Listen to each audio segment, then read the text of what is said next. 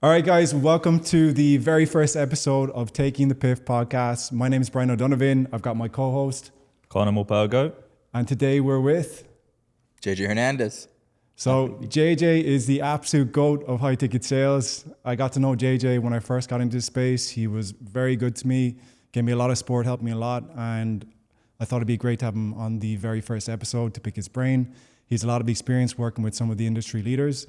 So today we're going to go deep inside the mind of JJ and extract some value from him. So welcome to the pod. Thank you. Welcome, brother. Thank you for having me. It's a pleasure. Yeah. So JJ, why don't you kick us off, man? Tell us about your experience in high ticket sales and what the journey's been like for you. Yeah. So I've been in sales for the last 8 years now. Ironically, I started with an agency like everybody else does. Saw some Iman stuff and jumped into it. I actually got to a place where I was doing like 40K a month. I don't think a lot of people know that, but I did get to a point where I was doing 40K in revenue. I did well there. And ironically, I had lost a client to this mustache guy, this guy with muscles, long hair, which I'm sure we all know is Hormozi. And I'm not exaggerating. The guy comes to me, he's like, yeah, not going to go with the program. I was like, cool, well, what was the difference? You know, trying to like the typical old school sales stuff. Like, well, what do you see? And then trying to understand how I can object and handle it. And he's like, well, it's more expensive. And I was like, more expensive? Like, well, how much are you paying? And I kind of like just broke the fourth wall. I was like, all right, dude, like, what do you mean more expensive? You're going to go with somebody more expensive? How does that make any sense? He's like, yeah, I paid like 30 grand. And I was like, what? So I was charging like 7. And so at that moment, it clicked for me. And I was like, there's something out there that I don't know about sales that is way more powerful than what I understand. And so I ironically had somebody who was close by Hormozi in my hometown as well. And I was like, hey, you got to connect me with this guy. And I ended up working with Hormozi through a small connection in 2021. I dropped 40K a month in my agency to go work with Hormozi, which I thought was way more valuable in my opinion. And was there for about 2 years. Had a great career there. Went from setting, closing, did a bunch of things there as well, to then working with Iman, making a full circle moment because the agency I started there. I was like, hey, I might as well work with the guy who mentored me to 40K a month. Got an opportunity with him. And then after that, managed a bunch of teams, did a bunch of things in between. And now we have sales.io. And we're here. Man. Amazing. So let's take it back to how did you first actually get into the world of sales, closing in particular? So with the agency, funny enough, I didn't even know that I was doing sales. I just thought, okay, in order to get a client, you have to have this conversation in order to get somebody acquired. I didn't know what a BDR was, an AE, a closer. I had no idea. I just was like having these conversations. I would watch a couple YouTube videos on like how to find clients, and I would just talk and be like a charisma closer, if you will, and try to close these deals.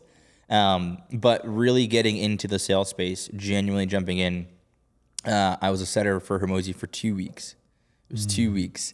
The reason I say 2 weeks is like I came in, they're like, you're not a fucking setter. Like you don't belong as a setter. There's no way. But I jumped in, and I kid you not, that was my first experience of seeing like what true sales was. I've never seen a framework before. I never saw a script before. I didn't even understand there was a process to a sales call. I remember my first question to the sales manager was, why do we ask questions on sales calls? Like that's how oblivious I was to sales. Wow. I was speaking 70% of the time. They were speaking 30%. It was just the complete opposite of what sales was. It was just charisma and energy that was closing my deals. And so that first experience was, no exaggeration, literally 7 in the morning, jump on a role play for the first time ever. And there's these 30, 40-year-old closers that are just ripping role plays, like the craziest thing I've ever seen in my life. So by far one of like the highest standards of entry you could possibly get into sales, because you're just seeing these guys who are just living up to a standard of what Hormozi was at. And I have a little story behind that, but I'll save that for later. We'll talk about that in a bit. So it sounds like you just dove right in. You didn't have a fucking clue what you were doing. Do you think the best salespeople are born or made? Oof. I think it's a really good question.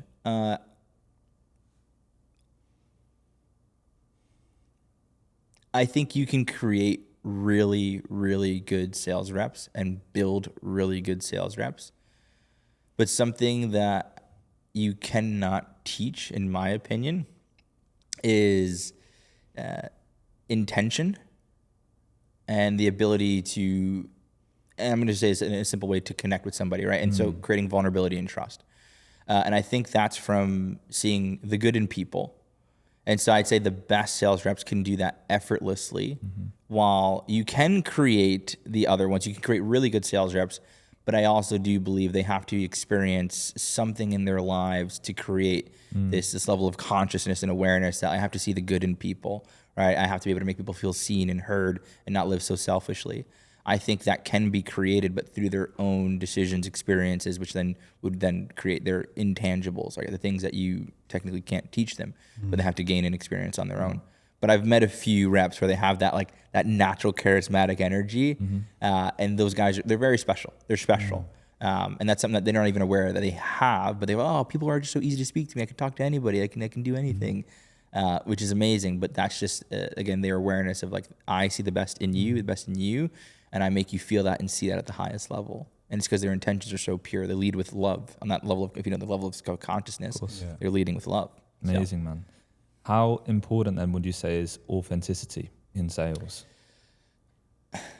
I was saying this in 2022. I was coaching for Iman, and I said there's going to be a world where people will rely less on these scripts and frameworks, and then they will sell a lot more authentically to like who they are and how they are. Because at that time, 2022, 2021, I'm sure you guys remember, it was like script central, right? Jordan Hormozi Belfort. was hell-bent on the script as well, no? 100%. And I'm not saying that like there should be a process. I do believe that. There should be something that you understand. And I think some people need to start with a script to understand the foundations of sales. I started with a script eventually, right?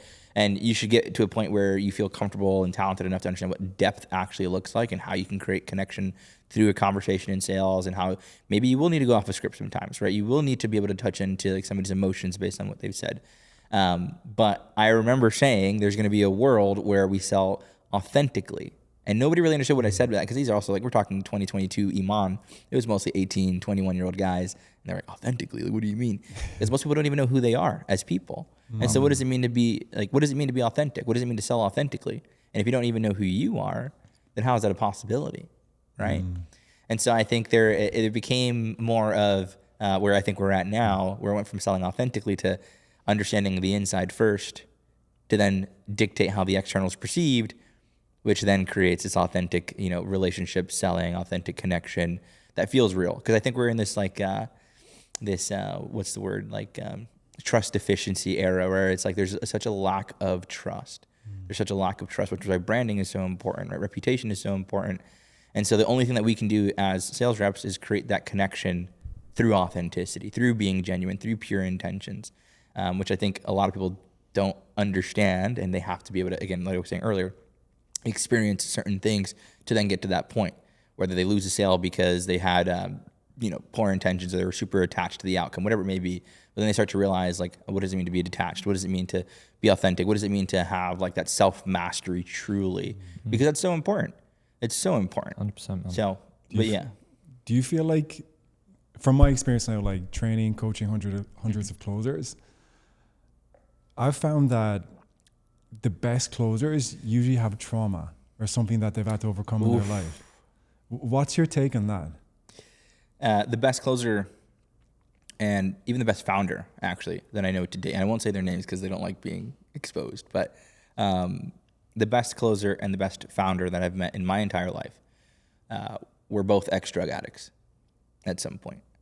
And I think there is this, it's going to sound a little oxymoronic, but there's a gift that comes with getting to the lowest of the low. Now, not meaning you have to be a drug addict, but maybe just going broke, right? Losing everything, right? I mean, I got some ideas there. it's going into the lowest of the low to then get up to the top, right? I mean, there's just a gift in that. There's something that makes you unstoppable, unbreakable. Or even actually, the other closer that I'm talking about here, in this case, not the founder, but the closer, he was a drug addict and he went to jail for multiple years. And so something like that, where, I mean, you hear it all the time, like even what's his name? Dan Martell. I think at one point he went to jail and did all, and it's like Hormozi, Layla, they all had their own stories of what they've done and what they were doing. And you see that, and they're able to bounce back and become this. It's like, I think there is a lesson. It's exactly my point about the authenticity side. Like, you have to experience these things to understand living with love and at a higher level of consciousness. In order to open that up, you need to go through these things. It's the journey of life. And I'm not saying to advocate go out and do bad shit and become a drug dealer, go to jail. But what I am saying is there's beauty in the failure. There's beauty in the loss. And I think that's what then creates like the warrior, that strength that a lot of people are looking for to be able to keep going. Because at the highest level, and I'm sure you know this, right? Training a bunch of reps and, being in sales management or even becoming a founder, it's how much pressure can you endure? 100%. That's the question. Definitely. And so at that point, if you can bounce back from that, I mean, what else do you need to do? Do you feel like that's why Hormozi is such a big advocate for working super hard, locking in? Burnout is not a thing to him because it's like he's exposing himself to this level of almost trauma, traumatic stress on a regular basis now to become more resilient. What do you think on that? Yeah,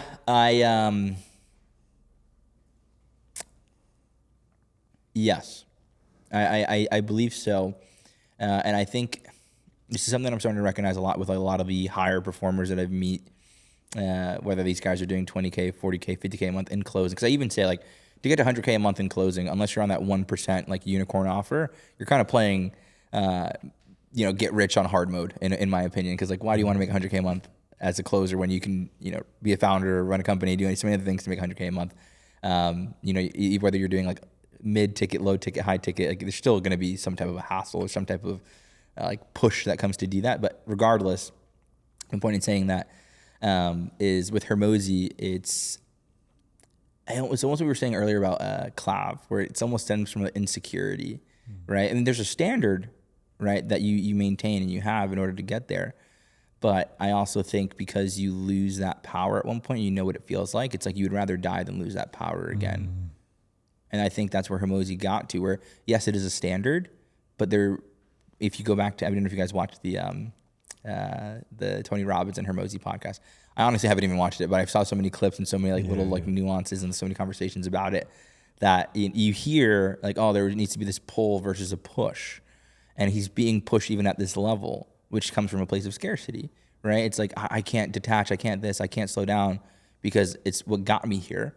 And if I lose that, then I might lose everything. Yeah. And so it is a strong standard and you can maintain it. But I mean, I don't know about you guys, but from that conversation, from the things that I've seen, again, this is just the context that I've seen off a few clips and a few conversations I've had with it. Like it's almost like he's looking for something more purposeful. And that should show everyone where it's like, again, it's not just about work. 100%. And same with on the other side, like for you on the woo side, it's not about woo, where you're just like meditating and doing all that stuff every single day. Like the morning routine stuff gets a little silly too. Yeah. But it's having that nice in between, in my opinion, where it's like the woo and the do. And you should be able to do both. And I think that's where you'll see that like overall fulfillment will come together. Definitely, man. In terms of like the pull motivation, so like what is the main thing that's pulling you in terms of the business side of things and that's kept you in this for so long, kept you scaling? Because of course push only gets you so far, right? Really good question. Impact. And I say it very simply, it's just impact. Like if you think about last year for me, we did 7 figures in B2C coaching, right? But there was maybe 30 Instagram posts and maybe we didn't even run any ads. But I was going to say maybe like 20 YouTube videos, right? So 20 YouTube videos, 30 Instagram posts, no ads, still did 7 figures, right? But obviously we focused on product, which is great. Referrals were great, of course, but to even be able to do 7 figures in B2C coaching, which everybody talks about sales coaching, how it's so saturated, it's all this other stuff, but to have such a great product where people are just like, you need to go work with this person, you need to go work with sales, you got to do these things. That's just a byproduct of actually wanting to make impact. I think people within the community would argue they could feel that too, right? And that's where, I mean, even we had one in-person event last year, which was by far the most, and I've been to plenty of masterminds, and trust me, I've been to great ones, but it was so powerful even for me to be able to see that impact firsthand. And it truly just fulfilled me and truly showed me like, this is exactly what I'm doing this for. Because I think a lot of people have mimetic desires. I don't know if you guys know what that is, but it's like they see, oh, Iman or these guys doing these things, and I want to start a 7-figure agency because Iman is doing it, which is why everybody posts the content and do all these things. So they, if I wasn't getting noticed for these things, would I still do it? Is always the question I ask people. And I don't need that oh, look at me syndrome to be able to like feel fulfilled, which is why most people do these things. They need people to know how much money they've made. They need people to know what they've accomplished or who they've worked with and all these other things because it's mimetic. But if that wasn't there, most people wouldn't do what they're doing right now. Genuinely, I can promise you that. Yeah. So it stems from impact. And I think that's what people don't realize. Like I genuinely am fulfilled from being able to see the growth within people. I can do it all day, 7 days a week. And I think that's what makes the biggest difference for people in this space is if they're truly driven by that, you can't beat them. It's impossible because they love it. Yeah. And that's the difference. It's not just for the money. The money is the byproduct. And I've seen that. I've seen how that will pay you tenfolds if you can just really lean into that. Amazing. What's the biggest lesson you learned from working with Alex Hormozi? Biggest lesson.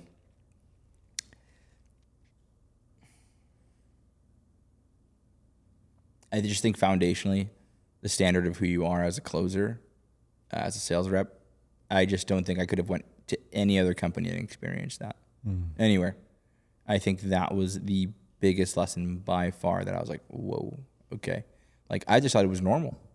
I just thought it was normal. And you start to realize when you go to these other teams, they're like, mediocrity is contagious, man, just like leadership is. Absolutely. And there was a bunch of leaders on that team, and there's been a bunch of mediocre reps that I've seen on other teams where I think if I would have started anywhere else, I don't think I would have gotten anywhere as close to where I'm at now if I would have experienced that. So standards.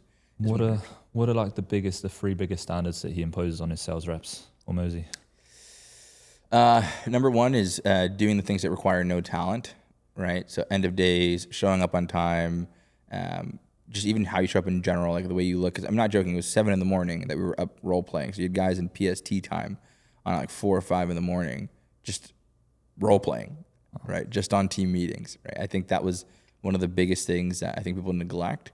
I'm not saying you need to be up at 7 a.m. every single day role playing and doing these things, but how much that actually does for you in comparison, it's ridiculous. That's one.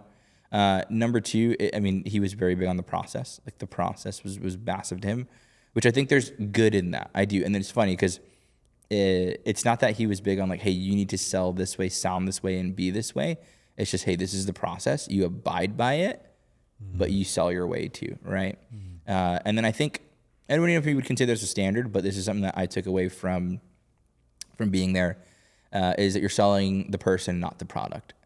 And I think when you understand what that really means, like you're selling the product, yes, of course, like you're selling gym launch, but what you're actually selling is the person in front of you.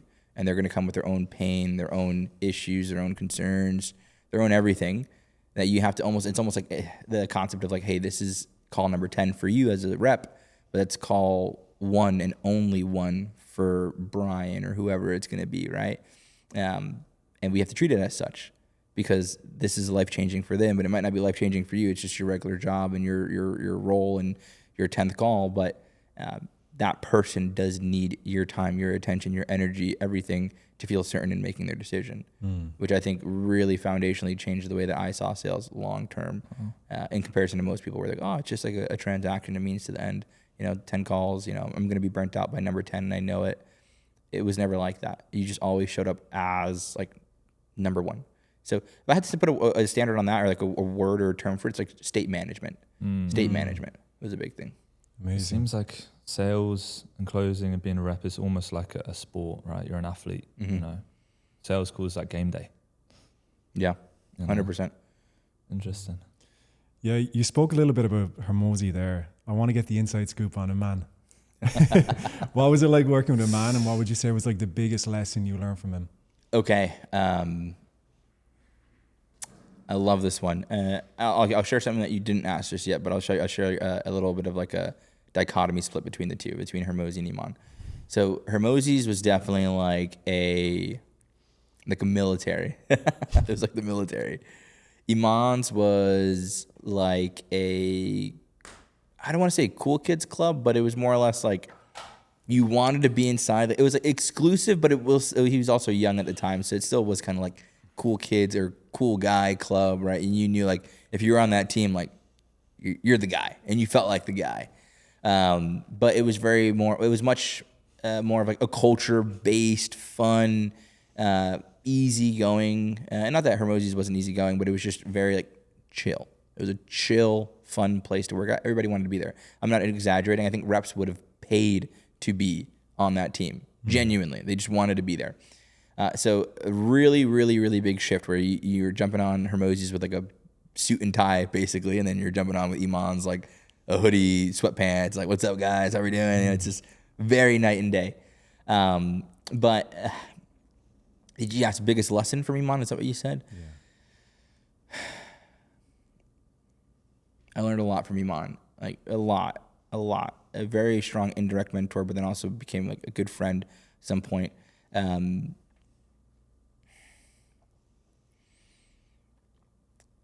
I think what I noticed with Iman was even just having, just because you have this massive brand and there's this perception of you, you don't always have it all figured out. And I think he was very honest about that with the team, how he showed up, and he never acted like he did. And you just put this perception that, oh, when they have this massive brand, they are this way, they act this way, they have everything figured out.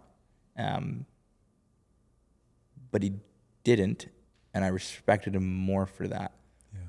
And that was really, really, really, really eye-opening for me in my career, where I was like, holy cow, you know, you think everything's perfect on the other side and everyone knows everything. And that's not even just from working directly with Iman, but even the people that we brought in to Iman's that were these high-level business owners. It's just transparently, they stayed more consistent than other people.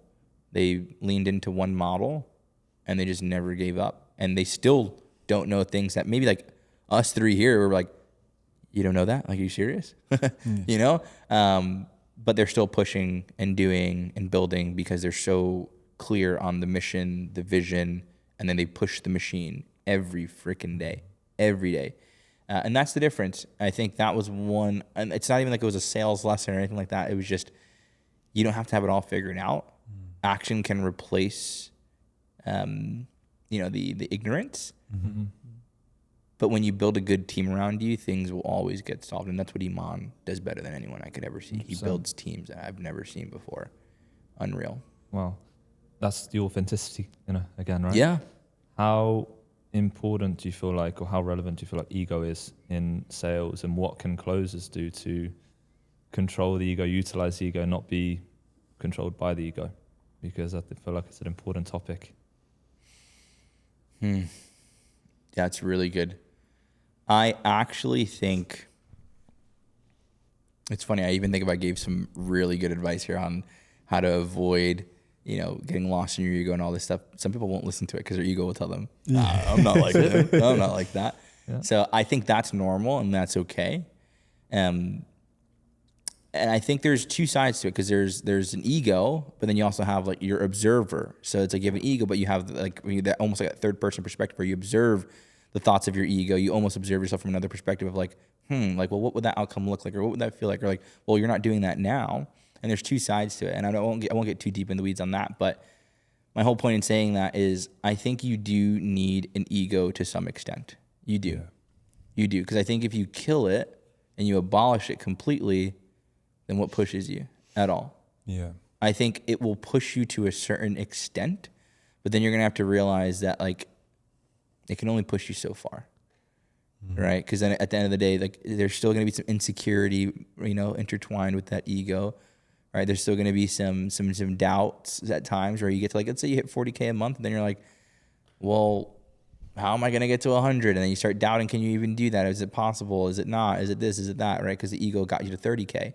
Or then you get to 30K and you're like, what's the point of life? And then your ego has like no answer, right? And then you're just kind of like wondering and like just like in the ether of life. And then you go through this like 2-week period where like you're distraught and you're like, did I make the wrong decision? Is life all it is just going to goals and just doing the next thing?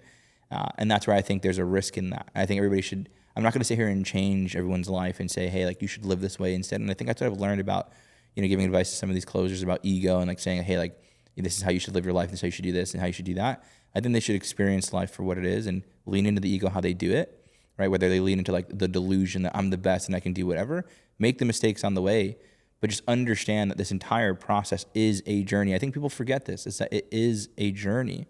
You're going to go through highs, lows, and really fucking lows, really high highs, regardless of the amount of money you have, regardless of what you've accomplished. I mean, dude, I've done so much in my career. I've made 6 figures in a day. I've done it. Like I've been there, but dude, I can tell you even like a month ago, 2 weeks ago, I was like, like, what am I really doing? Like, is life really this great? Trust me, there's moments will happen inevitably. That's not for me to say like, I don't have it figured out. I'm not gonna say I understand everything, but there's also things that I know I would neglect, or things that I'm not being aware of because I'm leaning more into the work or this or that. And again, that's because your ego tells you to do that. So it's okay to let it guide you sometimes, but it's having the awareness that you're not going to be chasing this finish. The only time you're done is when you're dead, truthfully. Like, that's it. Like, that's when you're done. But every other thing in between, so whether it's something as extreme as like a divorce, or something as extreme as like losing your job, or something as simple as, oh, you know, I need to go from closing to a sales manager, whatever it is, right? I'm just giving whatever example I can give you. But you understanding that that's just the journey. You're not a failure. You're not a winner. You're not this, you're not that. You're just going through the journey of life. And you can continue and continue and continue and continue. The only way it can become simpler is if you can just understand very clearly what is your mission, what is your vision, and then how are you going to get there. And the only way you can really discover that is either you try a bunch of shit till you know exactly what you want to do, or you lean into one thing, and whether you like it or not, you're going to do it, you commit to it, and then you get to the end goal, and you're like, well, maybe now I want to change. I made some money, I can change now and do it. But it's that simple. And so I think the ego will guide you through life in a certain way, and you should let it. You should let it, but then eventually understand, like, it's when you decide to detach and have now something pull you, that's okay. Like submit to that. The journey will change, and you need to experience more. You need to do more. And it's just like everybody has these like it's like a midlife crisis or even a quarter life crisis. I've got guys who are 23 years old calling me like, oh man, I don't know if I did the right thing. I made 30K and I feel worthless. I'm like, dude, it's simpler than you think. You're on the journey. Like, figure out the next thing. What do you want? What do you want to accomplish? What's the mission? What's the vision? What is this? And it's just that simple. It goes back to that every single time. People just are not clear on that. They let their ego distract them from all these other things. Yeah. And so it can be simpler if you just look at it as a journey. It's never ending. On the topic of like ego, what's the dark side of high ticket sales that no one talks about? Oh, wow. That's a shift. Okay. Yeah, I think, I don't know if it's now that nobody talks about it. I think people are starting to talk about it now. But I've got guys that I know personally who were at Iman's for a week and saying that they've closed for Iman and made a bunch of money for Iman. Or I've got guys who've closed 100K in cash collected and say they've done 100K in a month. I think it's becoming more obvious at this point, and I think there is an obvious dark side to high ticket sales, especially with how saturated and diluted it's become. And I'll say this, I actually understand why and how it's happening now, and this is what's creating it is you have poor leaders above some of these closers that are doing 10, 15, 20, 30K a month, right? And what happens is ego will click and they'll be like, if this motherfucker can do it, I can do it too. Like, there's no way. I can definitely do that as well, right? And then they get this ego and this idea like, I'm better than this guy. I'm going to go out. I've done 10K, 20K in a month. People will pay me for that. I'm going to go out and do my own thing. And they make that jump. But then they start to realize that just because they've made 10K, 20K, 30K in 1 month, that sometimes it's not enough. So they push the limit of what they've done. They start to extend the truth. They start to say, oh, I made 30K as a closer. And then it's like they did it once. Yeah. And then the rest of their lives, they've made like $5,000. Were you going to say something? That's it, man. That's what I was going to say, because I know a lot of closers, can't say any names, but they close for 2, 3, 4 months, and then they're like, cool, I'm going to be a full-time mentor. They start making absolute bang from mentoring loads of people just coming into sales. And it's like, where do you draw the line? Like, how do you know as a closer, for me as well, how do you know as a closer that you're ready to go into management, into business, into mentoring? I don't think there's ever a perfect time, but I would always push for later, right? I actually tried to jump into sales coaching in 2023, and nobody really knows. I made one video, and I took it down. I was like, I'm not ready for it. I wasn't ready. And I was honest with myself. And I waited another like 1.5 years before I really pushed anything, where I became a sales director. I did 40K in a month, where I was ready to push that. And I did really well at Iman's too, right? I did like 30-ish K a month. But over there, at the same time, I also understood, like, again, it was a different sale. Like, there was some high-ticket stuff, right? But it was very rare that we ever did anything like that. But it was mostly low-ticket. So I was like, I got to be able to push the limit, right? If the people are going to respect me, there has to be this limit of truth behind what I've done. Because the thing is, this is the truth as well, right? You can get someone sold into your program, but can you sustain them? They'll know very quickly. They jump in for a week, 2 weeks, like, I know more than this guy. Right? This guy is mediocre. Again, leadership is contagious, so it's mediocrity. And they'll jump in there and know this is not a community I want to be a part of, or this is not a coaching, a program I want to be a part of. And I think that's also the dark side too, is like you see on the front side, everybody posts the content. I think anybody I see that's like this beautiful content marketing person with sales, it's like, okay, obviously they're putting a lot more effort into marketing. I mean, how much effort is in on the sales side? Because typically, like, everything that you can ever see or want to know or watch from sales guys, typically, if the content's really good, probably just keep watching the content, because inside the program, it's probably not going to be much better, if we're being honest. Like, what advice do you hear all the time? Yeah. It's like all the free stuff, put all the free stuff out there, give as much value as you can on the front end, so is the program going to be that much better? So unless, and this is my honest advice to even, like, if a sales coach is watching this, I really don't care, take my advice. If you're jumping into sales coaching, I think a big reason why somebody would want to pay you money is because they can work one-on-one with you, and you can actually guide, direct, and push them in a direction that generic advice can't. Because I've taken generic advice from Hormozi, even October. I met him in October, and gave me some generic advice that I took as like my grace, and I led with that. And you kind of start to realize that you almost like betray yourself by doing that, which is why some people will, watch some of these gurus online and they take their advice like, oh, I'm going to copy this framework, I'm going to copy this word track, I'm going to copy this thing, I'm going to copy this scriptless approach, whatever it may be. Right? Even they watch some of my stuff, they probably try to copy it, but they don't truly understand it, and that's the issue. So I think if sales coaches really want to make the money they want to do, one-on-one coaching with you directly, not even just like some closer who's been closing for 6 months, but like you, like put in some fucking work. Because I think what it is too as well, they leave closing because they are lazy. They want to make more money with less effort. Because it is true, making $100K a month as a closer is making money on hard mode. I'm just being transparent. Unless you're on like, Jeremy Miner's offer, or you're on like a massive offer. You have put a lot of hours in, right? You have to do that, but you obviously get a lot of, simpler sales, or tax alchemy. You can make a lot of money there. It's a bigger sale, right? Great opportunities, right? But if you have to earn the right to be on those teams as well. But if you're jumping into it to do less work and make more money, I will tell you, you're jumping into it for the wrong reason, and you're not going to win either. You should put the time in, do the one-on-ones, stick that out, and then create a great system, some great coaches underneath you who have learned underneath you, which, again, one of my coaches now, he's worked with me for 3 years. 3 years. There's nothing he doesn't know that I don't know, right? And he'll be better than me at sales by the time he's 27. I know he will. But that's the level of investment into your students and into the coaches you have around you that will then show, okay, impact. And when they're really good at what they do, it's really easy to make money. It really, really is. Yeah, because as a closer, you're wired either in one or two ways, in my opinion, right? It's either you are made for closing and you love closing and you want to stay in closing forever and that's your bread and butter, or like you feel like you're more than a closer and you can go into the business side of things, and closing is like a springboard. So if you were the latter right now, you're a closer, you're looking to get into the business side, what's the first thing that you do? I think as a closer who's wanting to get into business, I would identify two things first. So foundationally, are you, which I think most sales reps are, I think like 70, 80% have founder energy. They want to be founders. They want to be entrepreneurs. They want to be free. They value that. But then you have operators. I know great closers who are operators where they need to jump into a great system in order to operate well. And I think that is the shorter end of the ladder, where like 30% are going to be operators. But make sure you're not lying to yourself. Like, am I a founder? Am I an operator? It's okay to not be a founder. It's okay. You could still make 50K, 100K a month, right? But you just jump into a good operating system and you will exceed. I think people try to focus on just like OTEs, right? They focus more on OTEs and earnings versus like, where do I feel fulfilled? But if you can work 7 days a week, 12 hours a day, because you're fulfilled by what you're doing and you're happy with what you're doing, then amazing. Like, push that, do that.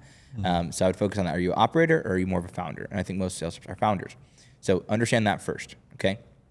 But then if I'm jumping into, or if I'm wanting to jump into running my own company, the number one thing I would do today, if you're not doing it already, is understand what can you take away from the offer you're on now. What is the good and bad you can take? Because if you think about like working with Hormozi and Iman, there's great systems, but there were also certain things they didn't have all figured out that I learned over time. I just thought I could just emulate what they were doing. Like, oh, $100 million company, right? $10 million a month company, right? I could take all this stuff and I would just implement it wherever I go. But not everything was super, super great, and it wasn't perfect. And so that's where I'd say, like, what can you take away from what they do right or wrong? So like systems, how strong are their systems? Meaning, like, if somebody gets onboarded, do they get an automatic, email where they're zapped and then logged into the account? And then what happens from there? What's the onboarding process? All the ancillary things that go into running a company. What can you take away that they do really, really well? But what also do you notice that can be improved? And start looking at it as if it's your company. Because when you start to recognize those things, you start to have a brain of a founder instead of just looking at it as a closer. We're like, oh, my close rate, my show to close rate, my qualified close rate, oh, my show rate is trash, da da da da da. But if you're looking at all the processes, what are the automations through SendBlue? All right, what are they doing on the CRM? Like, if you can't even navigate a CRM as a founder, like, I mean, what are we doing here? You know, it's just, I think closers will go from just being a closer and just like, I'm better than the leader who was there. Right, it's exactly this. It's just the same way that sales managers hire now, like at least mediocre ones. It's look and feel. Right, I look better than this person. I feel like I can do better than this person. I'm going to go out and do this thing. But they don't do anything else to increase their knowledge, their experience, their skill and ability, which then creates that imposter syndrome over time because they have no idea what they're doing. So it's like, do all the ancillary things, understand all those ancillary things that are inside of the actual business that served it but did not serve it. And then take that into your own account, right? Like, how's that going to benefit you, right? How are you going to execute on this? What are you going to be able to do? How can you execute on it better, and understand it, and just dig into those things, the marketing, everything. Like, you shouldn't just be a closer. You should start to become an asset and recognize those things. So that's what I would say is like the first thing closers should do right when they get on an offer, or even like today. Like, that's really where you would get the most bang for your buck on an offer ever. Which is why I always say, like, being on a bad offer is worse than being on no offer, in my opinion, because there's nothing you can take away from it. Yeah. Like, you're not making any money, right? You're not learning and growing, and you're not taking any benefit away from being on the team anyway, because you're not learning any positive operations or marketing. There's nothing that you can take away from that. So you're losing tenfold. So you might as well be on no offer and be on a decent one. It's okay. Be a setter on a decent offer if you wanted to, right? If you want to jump into closing, it's okay. I was a setter on Hormozi for 2 weeks, literally 2 weeks, and then everything changed. And so it can be that fast if you're that good, and that's fine. But there's so much more of an ROI on being at a company that has, great systems, great operations, great marketing, because then you can just take that and use it for what's actually like beneficial for you long term. A lot of closers join high ticket sales for money. You've made a lot of money in high ticket sales. Does money buy happiness?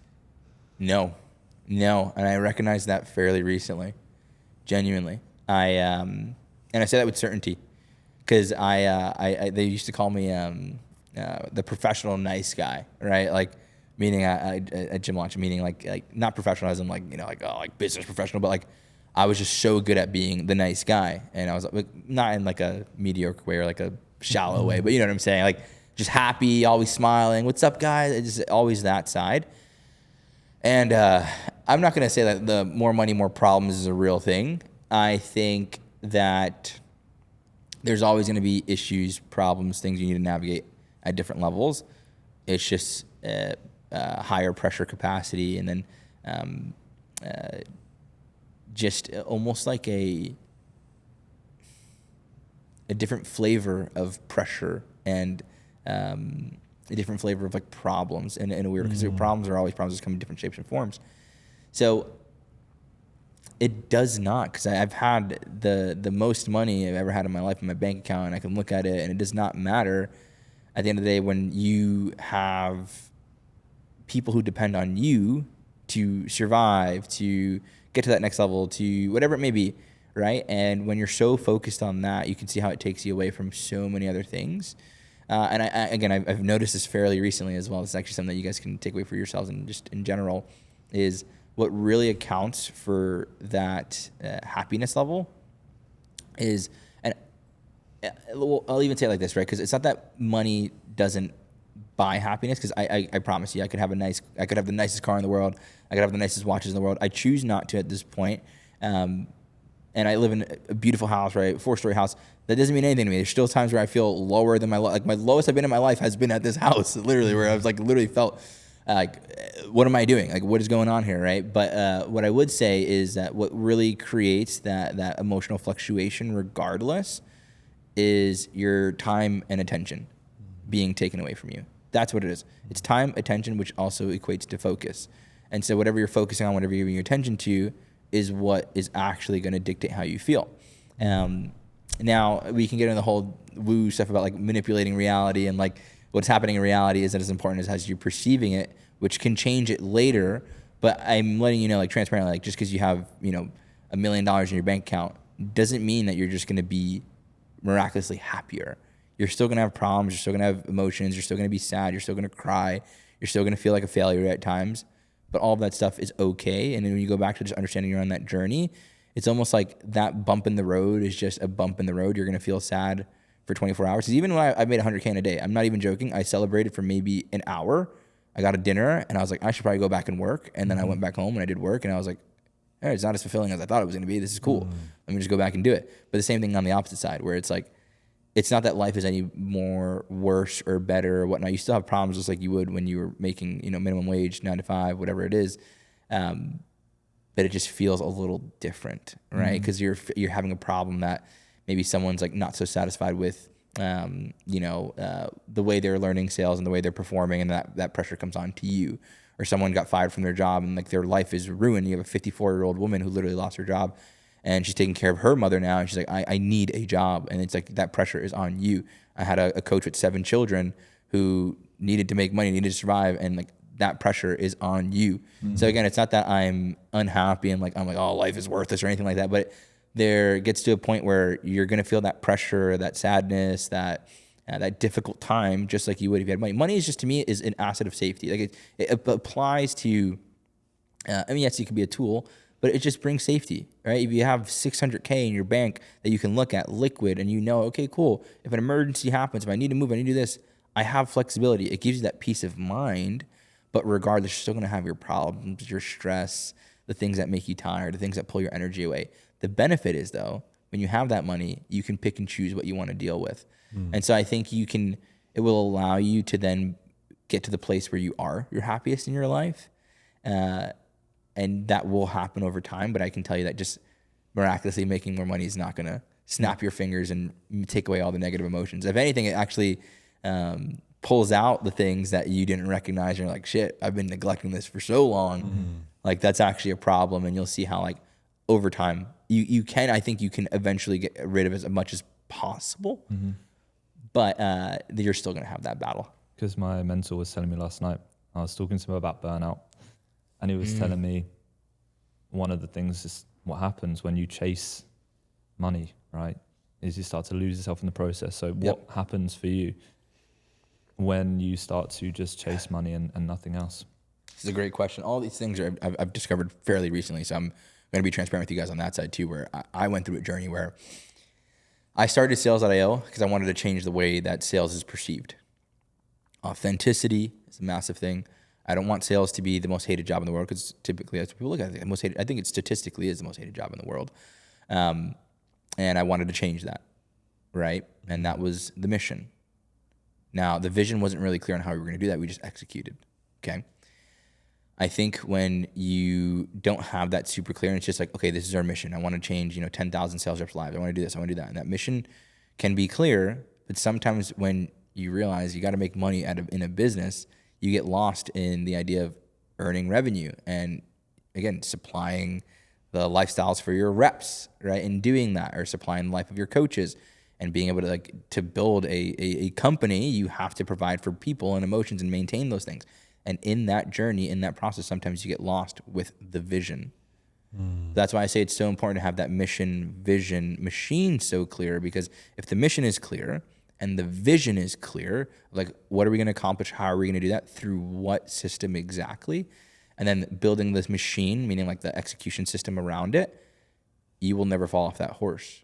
And so I think what happens is people don't have a clear mission behind what they want to accomplish. So it's like, do you want to make 40K a month, right? Work 6 days a week and then not jeopardize time with your fiance or your baby if you have a kid, whatever it may be. Like if that's something that is important to you and that's your mission, how do you do that? What's in your way? What's your bottlenecks? How can you get those things out of the way? And if you can get really clear on that and just make it into like a 5-step execution system that you need to do and then build the machine around that, you don't lose. But what happens is when you're in the journey, sometimes you get lost in the journey.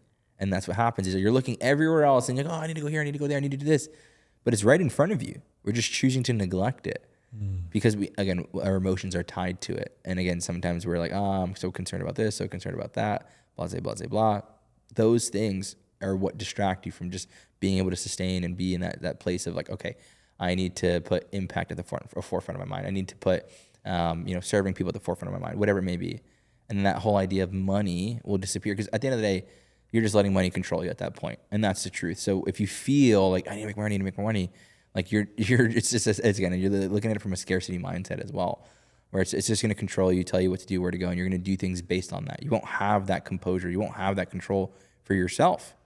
And you're going to get that lady in the red dress syndrome. You're going to do different things to try to make more and more money. And then you start to realize very quickly, 30, 40K a month, you get there and you're like, but at what cost? Yeah. Your mental bandwidth, your focus, your time, your attention, your family. Relationships, yeah. Exactly. Yeah. I'm looking at your hat, bro, sales.io. That must have cost a pretty penny, that domain. Yeah. Yeah. $100,000. I'm not $110,000. No exaggeration. But worth every penny. Worth every penny. Beautiful, man. About kind of on the topic, but about failure. I was reading from Diary of a CEO yesterday. To fail faster, how important that is, right? Oh, so and good. For you, what do you think is the biggest failure you've had in business, and what is the biggest lesson you took from it? Really good question.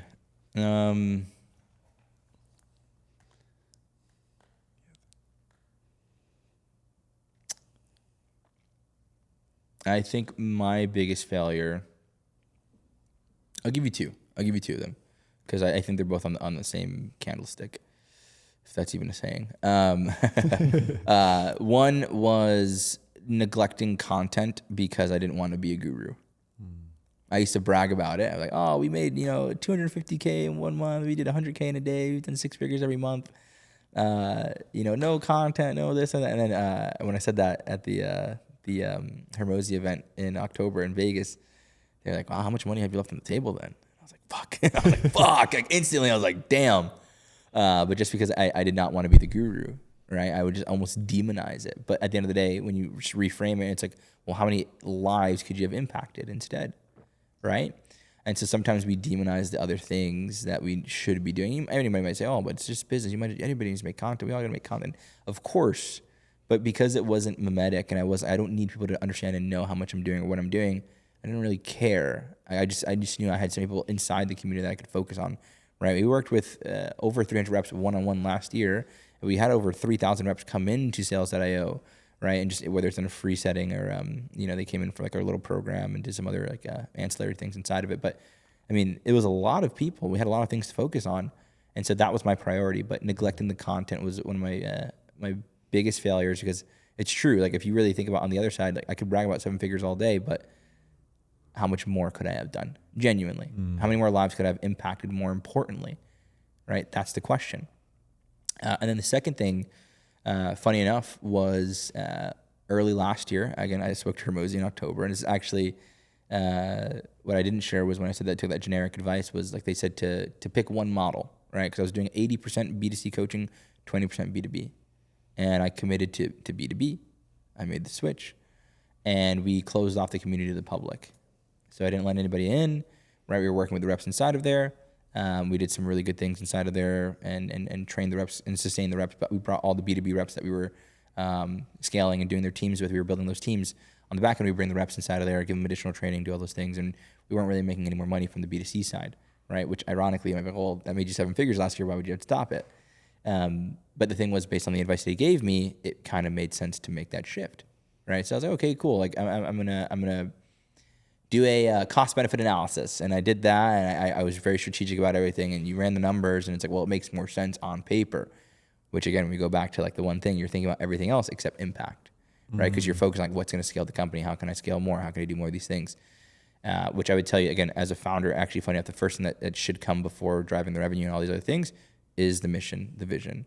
Right? Because at that point, everything else would just become, as a byproduct, will become what it is, right? And whatever you want to create. So I had made the switch and I committed to the B2B.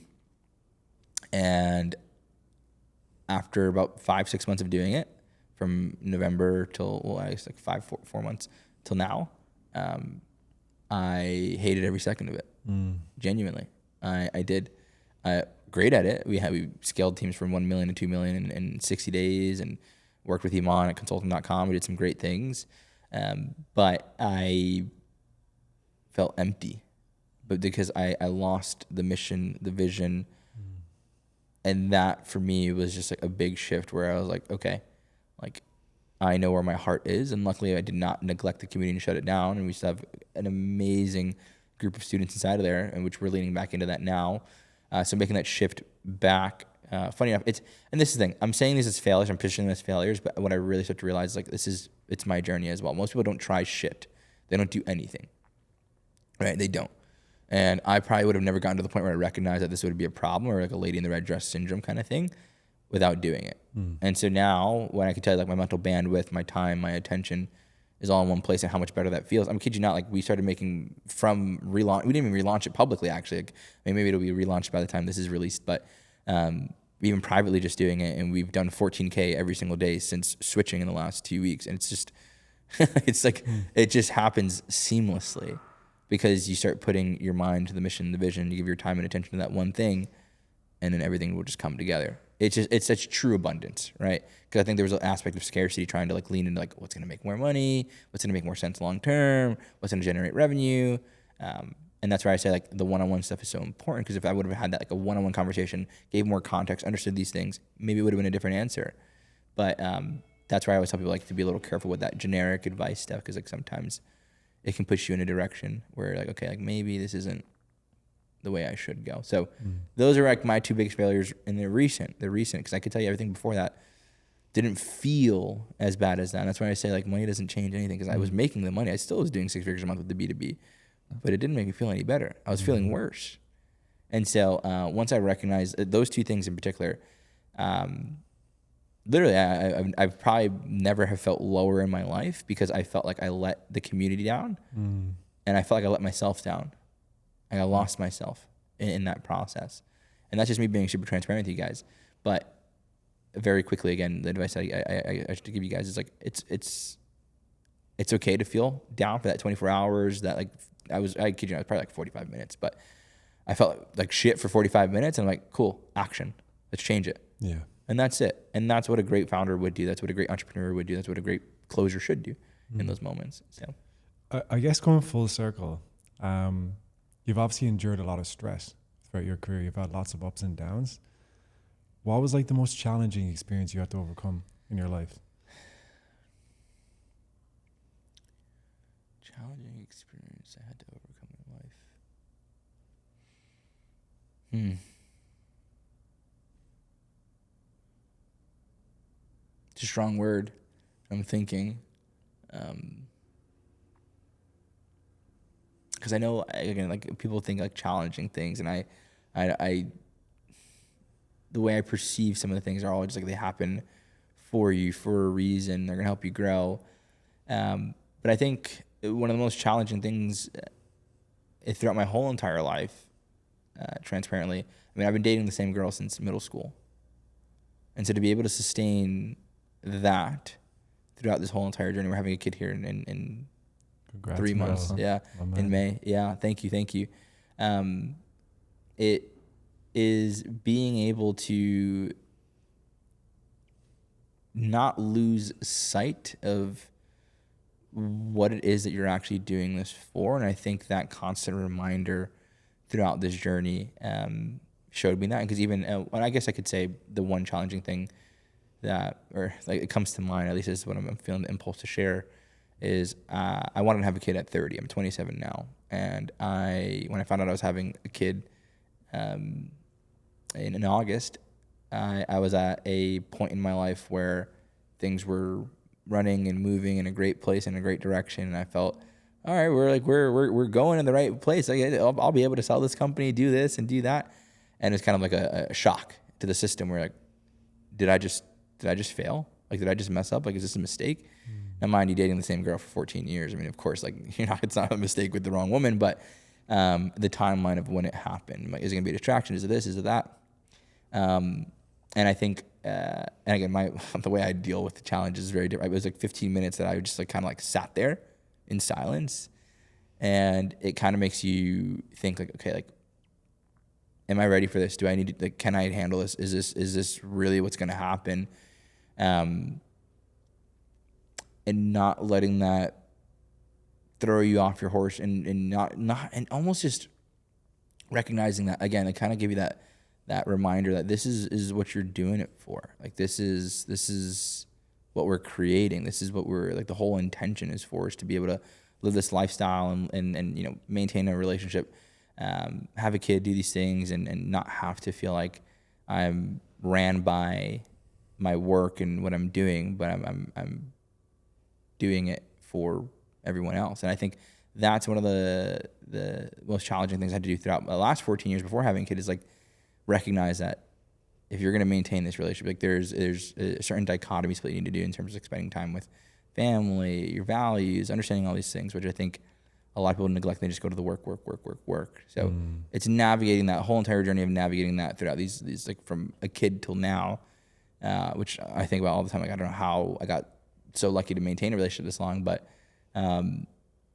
it's more difficult than what people think. And I think it's actually what makes you a better person. For when you talk about integrity, talk about honesty, it's what makes you a better person overall. Is if you can go the path we've traveled in this regard, then trust me, everything on the other side is a lot easier too. I think a lot of people, and this is not to get off topic, they're driven by lust, right? They want to make money to get attention from women, right? Or they want to find that one woman who makes them feel a certain way, or whatever. Or they go out to find women, whatever it may be. But like, I think a big byproduct of that, even though it was the most challenging thing to maintain, it also probably did a lot more for me than what I understood, because I was never driven by lust. I mean, since 8th grade, I was never, because I was dating the same girl. So that's one thing I think a lot of people will realize. It's like, if I did not have my fiance for as long as I have, I think one of the hardest things as a rep and as someone who's making the money is not being distracted by lust, because that's one of the hardest conversations I have with, or like the most common conversations I have with like my reps that are doing, you know, 30, 50, 60K a month. It's like they're so driven by lust, and that's something to definitely be wary of. So, are you a man of faith? Of course, yeah, of course. What's that done for you? I'm gonna give you a very heartfelt story right here. Funny enough, before I found out my fiance was pregnant, I wasn't a man of faith, and this is last year in August. And whether you call it the divine, or maybe it was God, or I don't even know.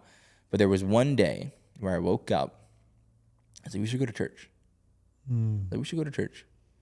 Right? Divine intervention, I think that's the best way I call it. Right? And so I was like, we should go to church.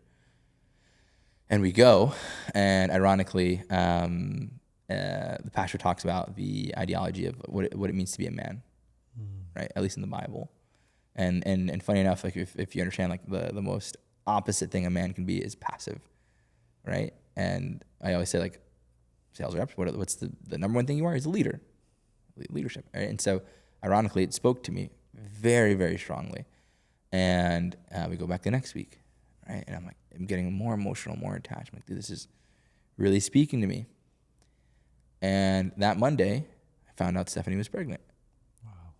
And I'm not exaggerating when I say this. If I didn't go to church for those 2 weeks, I would have aborted that baby. Wow. 100%. Wow. And whether you believe in God or not, when you're watching this, I think there's something in that. Wow. And I think a lot of people say, like, hey, one day church will call me. One day God will call me. One day, and I think that was one of those moments where he definitely, and ironically, for it to be, what does it mean to be a man, right? For that to be like the actual thing we're discussing and seeing, it's just, it was really, really powerful, really, really powerful. And it's not the only time it's ever happened to me before, but that's something that I tell everybody. It's like, it'll find you at the right time, because you can't, I don't believe you can push God into somebody who's not looking for God. Yeah. And if you're not looking for it, he'll find you somehow, some way. And I think that was a massive story that I realize that I share with people now, and it's a lot more powerful than what I think, but it reminds me every time. Like, it always gets me emotional just thinking, like, dude, like, I'm not exaggerating. If it was 2 weeks earlier, I would just be like, no, I got to focus on the company. That's it. So I think there's something special there. Yeah, he's gonna be an absolute savage. Yeah, she. Yeah. We'll have to get her on the pod. Beautiful one. Amazing, bro. I really appreciate you sharing that, man. Yeah, thank you. Yeah. Yeah. You have a question? Yeah, no. So, I mean, the last thing I really want to cover is, what is the biggest piece of advice you can give to a closer in 2026 to take into the next chapter of their careers?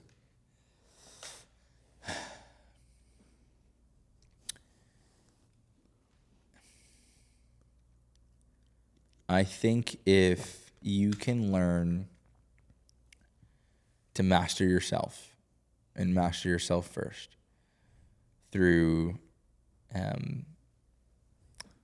the places you are passive in your relationships, through your places in life where you're lacking in integrity, through your places in life where you are neglecting what you need to do, meaning like, hey, I said I'm going to do this and I don't do it, right? If you can lean into those things, that is 80% of the battle. Because I always talk about there's 4 levels of communication, right? It's like 1, what you say, how you say it, your intention, and how you feel about yourself. And ironically, what you say is accountable for about 7% of the conversation, but how you feel about yourself will elevate every other aspect of how you communicate. And so if you can master all of those things that are your vices, that pull your attention away to the things that are not serving you, if you can master that, the vessel you are of who you are as a closer is so much more important than anything else. Because I'd rather work with someone who has that integrity, that honesty, and build into them as a strong culture fit, and give them the skill, because you can teach anybody the skill. But having those experiences, right, going through like the lowest of the low to get to the highest of the high and create that level of integrity, honesty, perspective, whatever it may be, that is what I'd say. The intention you live with is so much more important than anything else. Something as simple as like shifting your calendar, right? I talk about that a lot, because it's if you let your calendar control you, because how many of us, we jump into the sales space because of what? We want to go to Bali, we want to travel, we want to do these things, we want to have freedom, location freedom, time freedom, all this shit. And it's true, but then you let that control you. There's no routine, there's no structure. And then you're a victim to your systems, which is non-existent. You take a bunch of calls, and that's all you do, and that's all your life is, right? And then people start to demonize, oh, you're on calls 12 hours a day. It's not really freedom. Of course not, because you don't have a structure. You don't have a routine, right? You're just and after everything that you do throughout the day, the 12-hour calls that you take, you go off and do the most shittiest thing for you. Where I deserve to eat, like shit. I deserve to, go talk to this girl. I deserve to, it's just all this dumb shit. So it's like you can lead a better life if you lead yourself to it. It's just stop being passive in those places where you are neglecting. Like, okay, cool. I'm neglecting my relationships. I'm neglecting my friendships. I'm neglecting this. I'm neglecting that. And all those things that aren't serving you just compound. Yeah. So if they can improve those things, the rest will follow. Amazing, man. What's one question you want to leave for the next guest? Ooh. One question you want to leave for the next guest. We need the ideas. That's good. I feel like I've seen that on another podcast. One question I want to leave for the next person.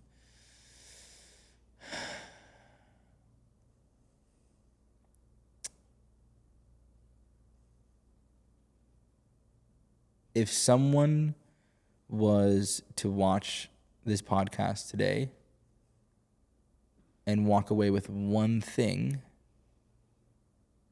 what would you want them to leave with? Yeah. Powerful. Beautiful, man. Legend. JJ, absolute pleasure, my man. Thank you so much. Where can people find you? Yeah. YouTube, JJ Hernandez with an S. I put that as like a little gimmicky thing, but JJ Hernandez with an S at the end on YouTube, Instagram, wherever else. Look up sales.io. You can find an S anywhere. Just look up sales.io. So, yeah. Anywhere else? I mean, by all means, shoot us a message, DM us, email, call. We'll be there. We'll help you with whatever you need. Let's go. Legend, my man. Really appreciate you, brother. Thank you so much.